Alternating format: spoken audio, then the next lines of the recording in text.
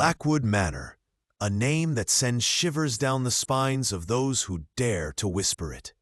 Hidden deep within the woods, this mansion has stood for over a century, abandoned, forgotten, and shrouded in mystery. But tonight the manor would awaken, and so would its secrets. Meet Clara Hayes, a journalist with a knack for uncovering the truth. She had spent years chasing stories, but none had ever called to her like this one. The Legend of Blackwood Manor, a tale of disappearances, whispers of curses, and a family that vanished without a trace. Clara had always been skeptical of the supernatural, but something about this story, something about this place, felt different. She had received an anonymous tip, a letter, handwritten, with no return address. It spoke of a diary hidden within the manor, a diary that held the answers to the Blackwood family's fate. Clara knew it could be a hoax, a wild goose chase. But what if it wasn't?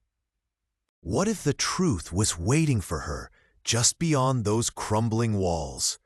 The gates creaked as Clara pushed them open, the sound echoing through the empty forest. She hesitated for a moment, her heart pounding in her chest. The manor loomed ahead, its windows dark and lifeless. But Clara wasn't one to back down. She took a deep breath, adjusted her bag, and stepped forward. The closer she got, the heavier the air seemed to become. It was as if the manor itself was alive, watching her, waiting for her. She reached the front door, its wood warped and cracked. With a trembling hand, she turned the knob and stepped inside. The inside of the manor was even more unsettling than the outside.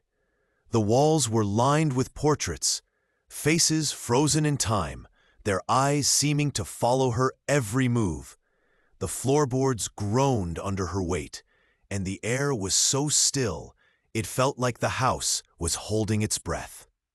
Clara's instincts told her to start at the top.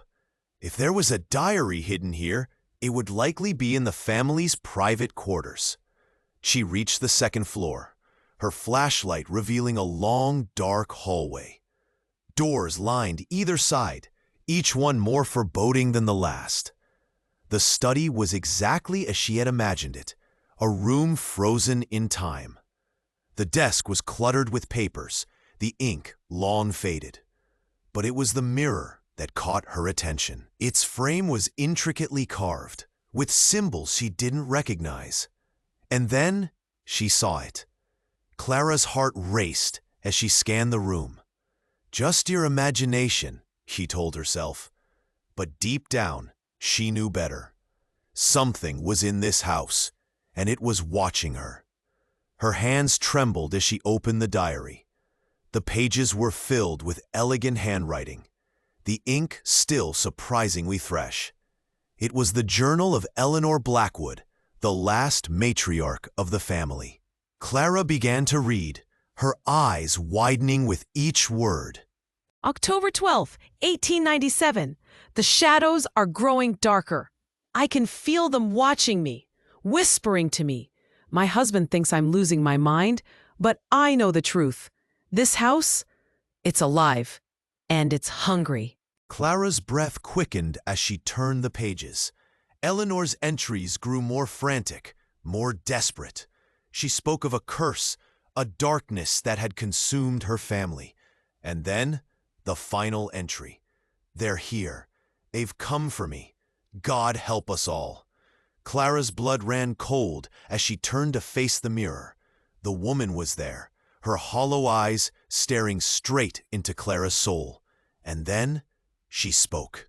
You shouldn't have come here. Clara didn't look back.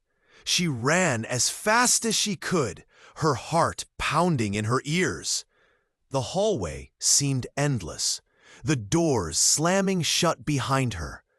And then she reached the staircase. But it wasn't the same staircase she had climbed. It was twisted, broken, leading down into darkness. Clara had no choice. She took a step forward, and the floor gave way. She tumbled down the stairs, landing in a heap at the bottom.